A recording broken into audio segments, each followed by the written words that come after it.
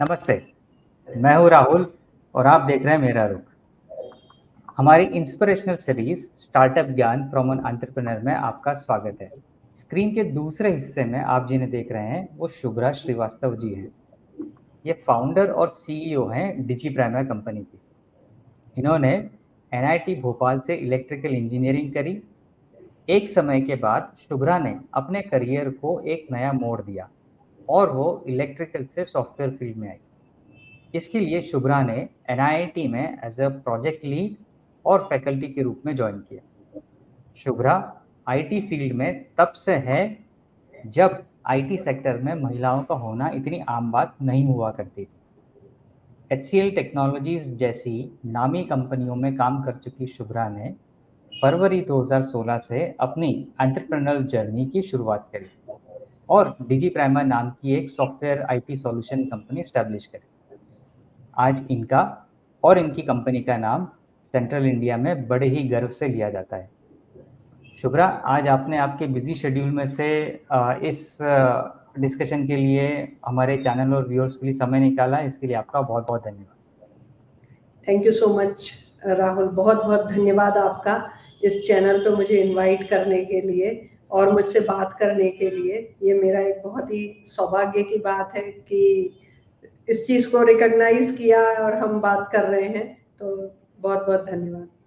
जी शुभ्रा, हम थोड़ा सा आपके बारे में और जानना चाहेंगे। आपकी एजुकेशन, आपकी हॉबीज, आपकी स्पेशली जो इलेक्ट्रिकल से सॉफ्टवेयर की फील्ड में जो स्विच करने की जो स्टोरी इसके पीछे रही, अगर आप थोड़ा बता पाएं तो और अच्छा होगा। तो सबसे बड़ी थ्योरी और फिलॉसफी जो मैं अपनी लाइफ के साथ रखती हूँ कि लाइफ बहुत इजी तरीके से जियो, ताकि मतलब जिस समय जिस चीज़ की प्रायोरिटी है वही करना है, तो वो आपको एक बहुत बड़ा फोकस देता है लाइफ का। तो मेरा बहुत गोल क्लियर था। मैंने इंजीनियरिंग किया, उस समय बहुत ही कम लड़कियां इंजीनियरिंग करती थी। जिस कॉलेज से मैंने किया था और 89 में मैंने पास आउट किया था, उस समय हमारे कॉलेज में कम से कम 1500 लड़के होंगे, तो मुश्किल से 100 लड़कियां भी नहीं थी। तो हमने तो कर लिया इंजीनियरिंग और बहुत मेहनत से किया, बट उसके पीछे जॉब भी स्टार्ट कर दी। पर मैं बहुत क्लियर थी कि मेरे को अपने जो फैमिली ग्रो अप करना है वो मुझे अपने ही तरीके से करना है। तो मैंने 4 साल जॉब करने के बाद जब मेरा बेटा होने वाला था तो मैंने जॉब छोड़ दिया और 7 साल का मैंने ब्रेक लिया पूरा। मेरा बेटा हुआ, मेरी बेटी हुई, जब वो दोनों थोड़े बड़े हो गए और जाने लगे तो अपनी एजुकेशन को तो मुझे यूज़ करना ही था। तो मैंने सोचा कि अब जो मेरा इलेक्ट्रिकल फील्ड है उसमें जाना मेरा बहुत डिफ़िकल्ट है। तो मैंने फिर एनआईटी का कोर्स ज्वाइन किया, बिकॉज़ मेरी बेटी सिर्फ 2 घंटे के एक प्ले स्कूल में जाती थी। तो मैंने 2 घंटे का कोर्स ज्वाइन किया, मैंने 2 साल वो कोर्स किया। तब तक बेटी भी बड़ी क्लास में पहुंच गई, लंबा टाइम हो गया और मुझे भी कोर्स ख़त्म हो गया। फिर मैंने वहीं से कंप्यूटर की शुरुआत हो गई। एनआईटी में ही मुझे जॉब दे दिया उन्होंने, एज फैकल्टी रखा। फिर उन्होंने वहाँ पे मुझे प्रोजेक्ट मैनेजर का जॉब दे दिया। एनआईटी लिमिटेड थी, तो वो मेरे लिए बहुत बड़ी अपॉर्चुनिटी थी।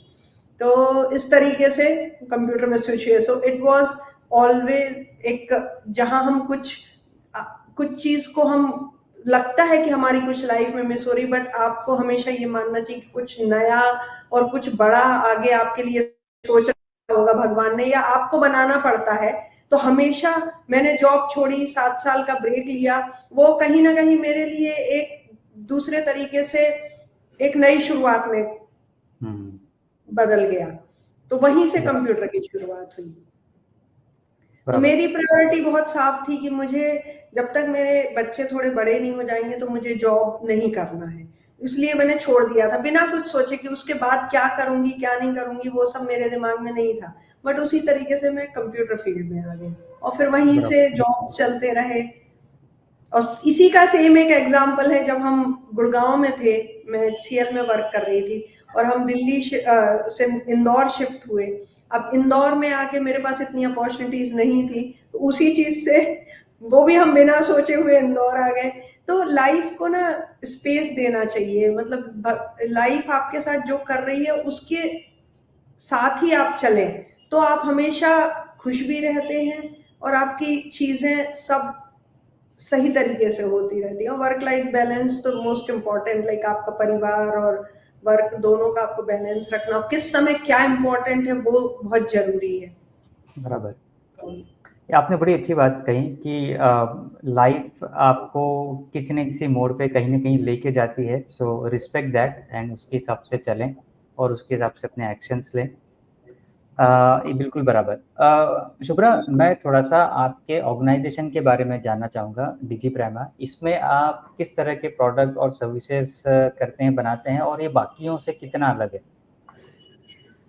तो इसमें हम लोग सॉफ्टवेयर डेवलपमेंट और वो सब तो है ही, जो हम बाकी सारे अपने क्लाइंट्स के लिए करते हैं।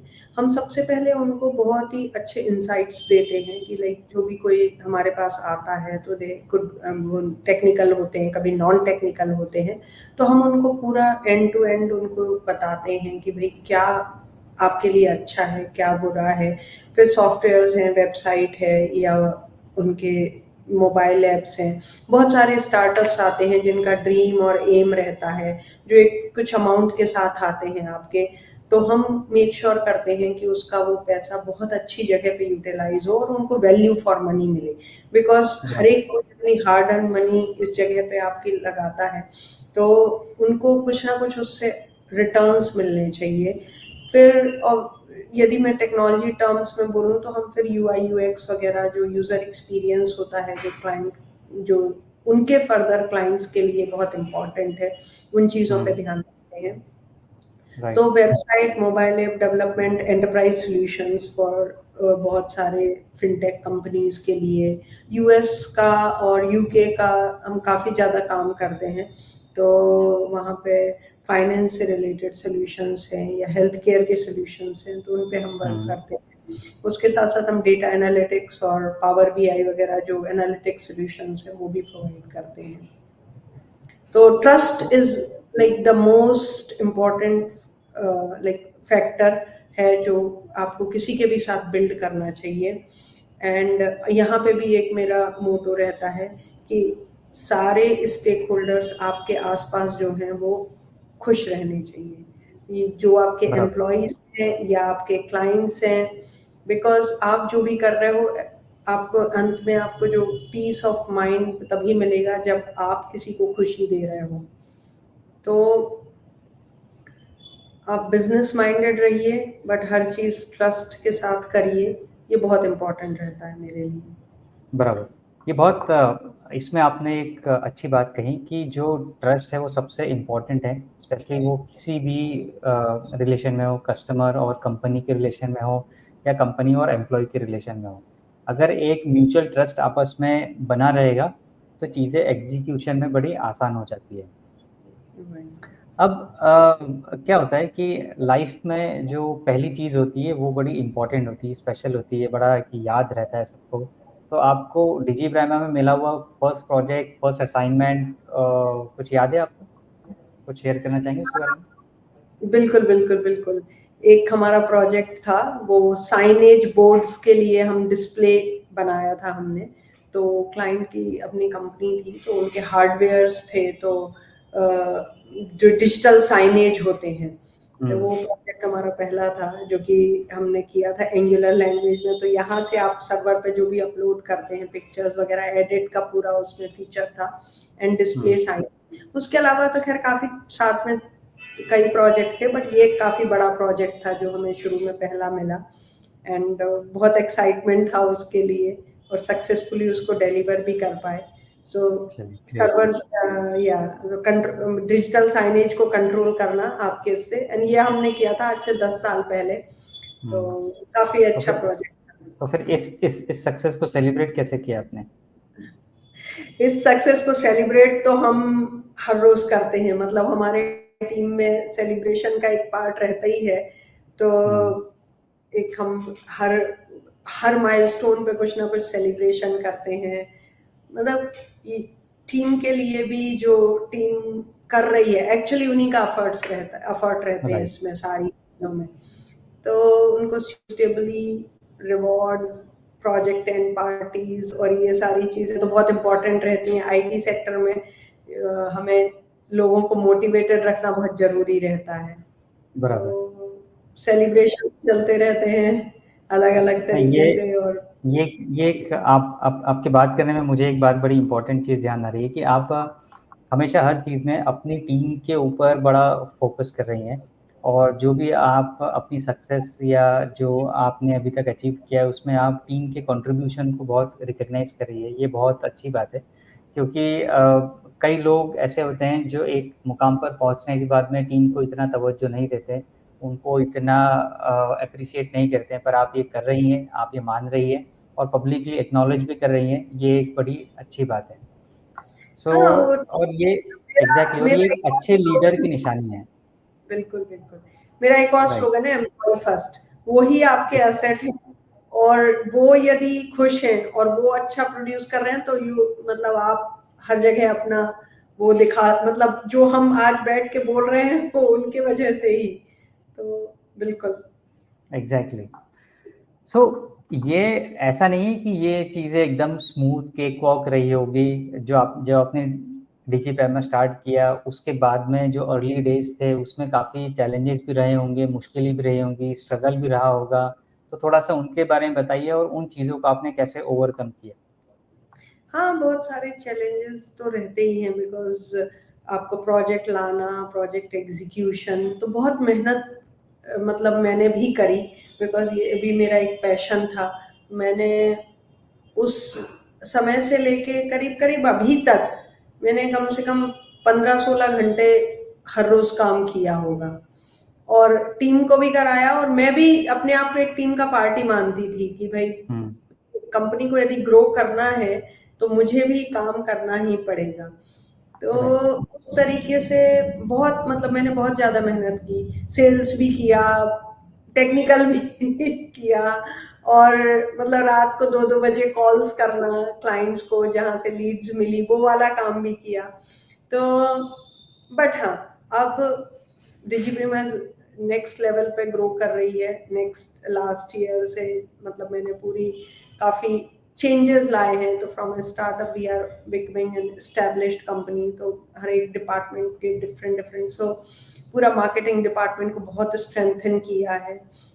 एंड जो अब मेरा फोकस है वो सिर्फ क्लाइंट एक्विजिशन और लाइक थोड़े बहुत ट्रिप्स करके बाहर के क्लाइंट्स और कॉन्फ्रेंसेस करके बाहर के क्लाइंट्स। तो अभी इस साल में हम लोग 4 कॉन्फ्रेंस कर रहे हैं। एक सऊदी में गए थे हम, एंड ये हांगकांग में की थी, फिर अभी ओके। चाइटेक्स दुबई वाला, और एक और है यूएस का। तो 4 कॉन्फ्रेंस है। अब पूरा डिफरेंट मेथोडोलॉजी हमने ये अडॉप्ट कर लिया था एक्चुअली 2019 से, बट 19 ओके। में जब किया और तुरंत ही कोविड आ गया, तो Covid was a like very challenging, very rewarding, but rewarding for candidates but challenging for companies, बहुत हम्म। चैलेंजिंग। हम्म। तो इंस्टेड ऑफ गोइंग, मतलब मैं उस समय बहुत तेज भागने के अलावा मैंने सोचा कि ठीक है, जो हम जिस जगह पे हैं वही हम सरवाइव करके और सस्टेनेबल रहें और स्टेबल रहें, वो ज्यादा बेटर है। बराबर। तो लाइक उतना मैंने एग्रेसिव वो नहीं लिया था ग्रोथ के मेजर्स, बट अब नाउ अब कोई लुकिंग बैक नहीं है, तो we are full on getting into it. बराबर। सो स्पेशली जब ये एक अर्ली डेज होते हैं या जब उस समय स्ट्रगल होता है, तो कभी ऐसा कुछ आया थॉट कि it's not working, try to do something else, ऐसा कुछ? नहीं, आई थिंक हमारी बहुत अच्छा लग भी रहा, कुछ हार्ड वर्क का फ़ायदा भी मिलता, और मेरे घर से भी बहुत सपोर्ट था, मेरे हस्बैंड का बहुत सपोर्ट रहा। उन्होंने इतने सब, मतलब मेरे शेड्यूल मेरा बिज़ी रहा, उन्होंने कभी मेरे को मतलब बहुत सपोर्ट किया हर चीज़ में। और ऑफ़िस में लेट तक बैठना या घर पे लेट तक काम करना, तो उन्होंने बहुत ही सपोर्ट किया। पर ऐसा हमारा मतलब वो भी अच्छा रहा, लाइक हमारे जो एक्चुअली वही है कि ट्रस्ट से आप काम करें, तो एक बार जो क्लाइंट बने वो आपके रिकरिंग क्लाइंट्स बन गए, तो वो वाले चैलेंज नहीं आए बहुत ज़्यादा, क्योंकि एक बार जिसके साथ काम किया उसके साथ 3-4 साल काम किया। तो नए क्लाइंट एक्विजिशन के साथ-साथ आप यदि पुराने क्लाइंट्स आपके साथ हैं, तो वो आपका बिगेस्ट एसेट है। यदि आपको उनसे रिपीट वर्क कुछ भी मिलता है, हम्म।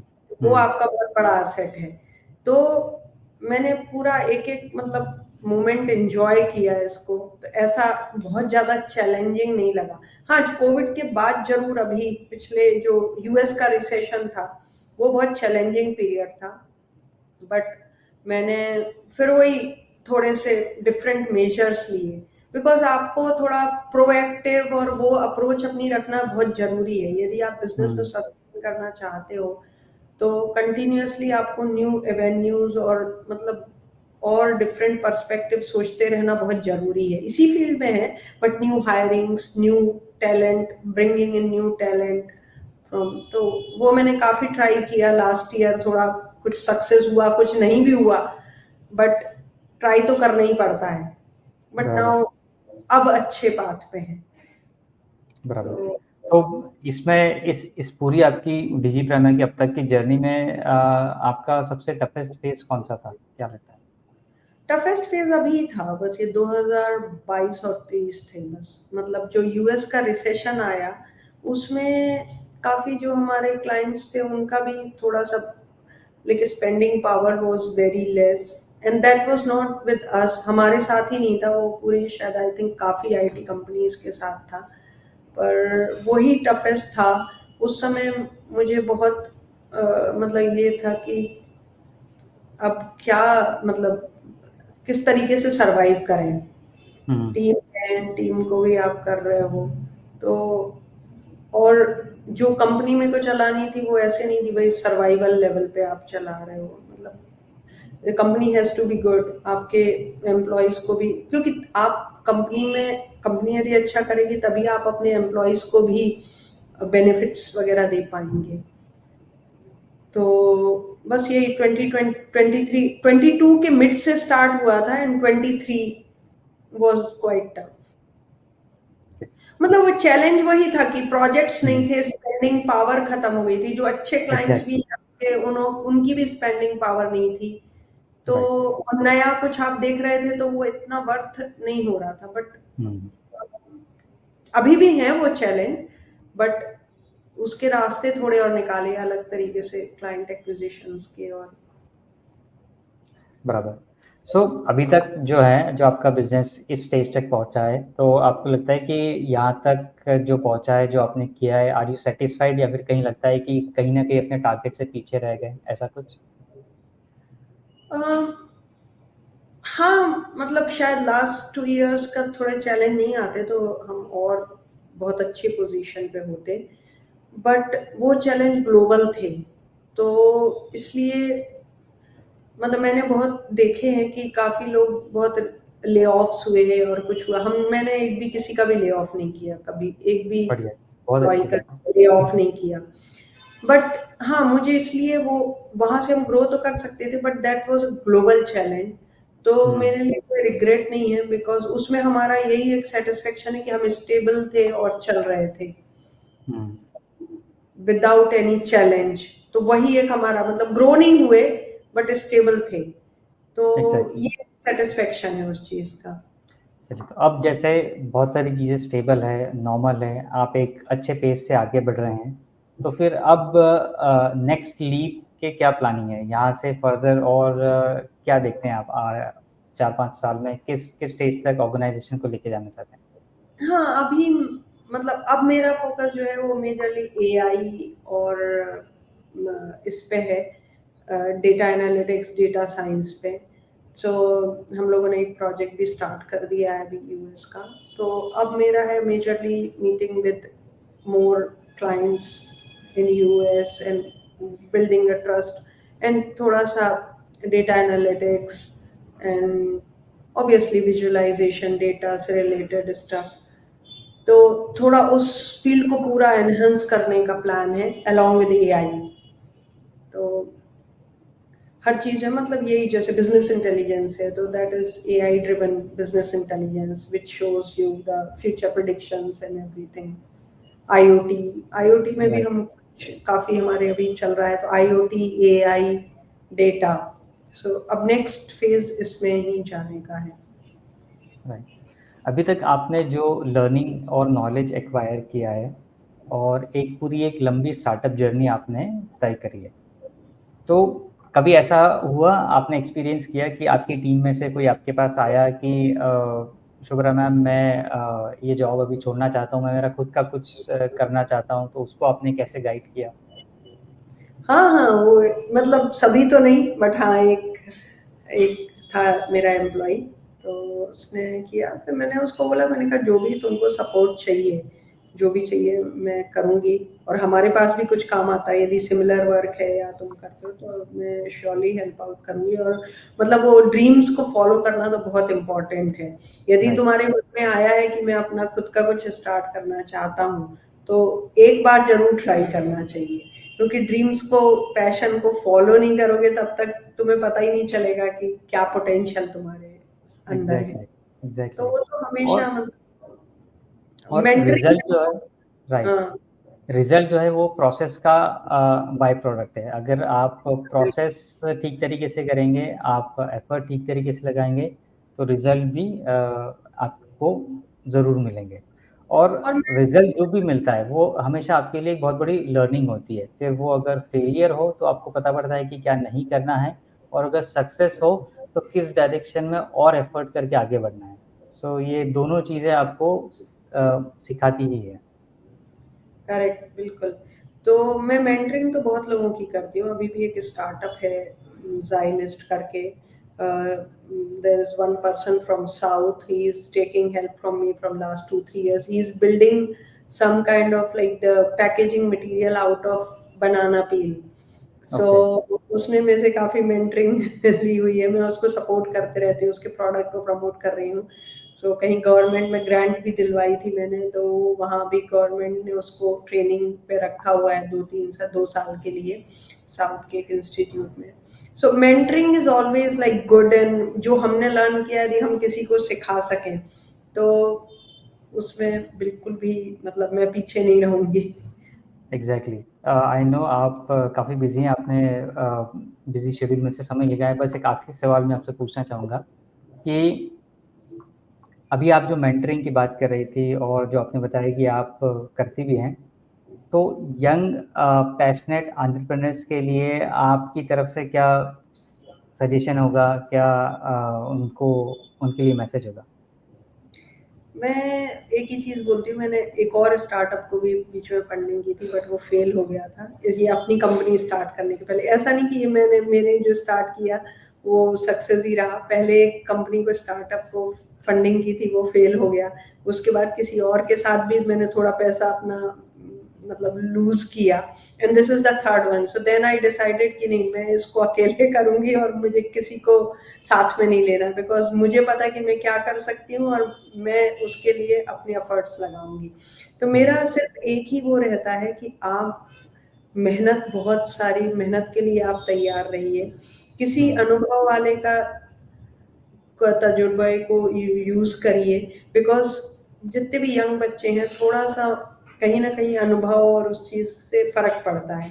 दूसरी चीज, तीसरी चीज मैं बोलूंगी कि कभी भी, हमेशा आजकल के बच्चे के फंडिंग और इन सब के उसमें रहते हैं, बट आपको इनिशियली अपना एक सेल्फ सस्टेनेबल मॉडल बनाने पे सबसे पहले फोकस करना चाहिए।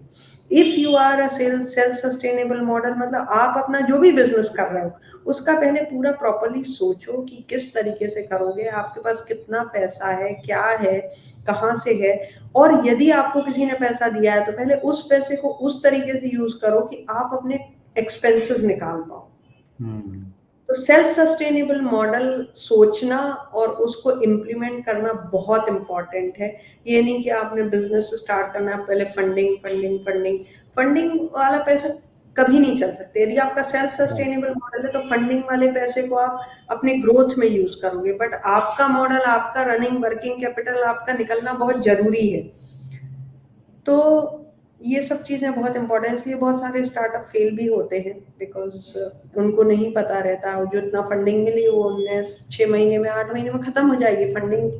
एग्जैक्टली। हमेशा और चलती जो रहेगी ना। आपने कहा कि अगर सेल्फ सस्टेनेबल चीज़ नहीं होगी तो फंडिंग आपको कितनी भी मिल जाए, वो हाँ, फंडिंग कभी भी आपके लिए पूरी आपको नहीं होगी। फिर वो नहीं, एग्जैक्टली, फिर वो कितनी भी बड़ी से बड़ी फंडिंग आपको मिल जाए, आप एक दिन उसको लूज करके वापस बैक टू जीरो पर ही आ जाएंगे। बिल्कुल बिल्कुल। और मेहनत तो की है, हार्ड वर्क, आपका डेडिकेशन, कमिटमेंट, ये 2-3 चीज़ें तो आपको हमेशा रखना ही पड़ेंगी, आप यदि स्टार्टअप कर रहे हैं। तो यंगस्टर्स वही है कि अभी थोड़ा-सा उनके एम्बिशन बहुत हाई रहते हैं, करना है कुछ, तो पर थोड़ा-सा एक्सपीरियंस लेके थोड़ा जॉब करो, कहीं सीखो, फिर उसके बाद करो, तो वो चीज़ें बहुत इम्पोर्टेंट रहती हैं। तो एग्जैक्टली। यही मतलब जोश तो रहे, पर जोश के साथ में होश भी रहे। बिल्कुल, बिल्कुल, वो बहुत इम्पोर्टेंट है। एग्जैक्टली।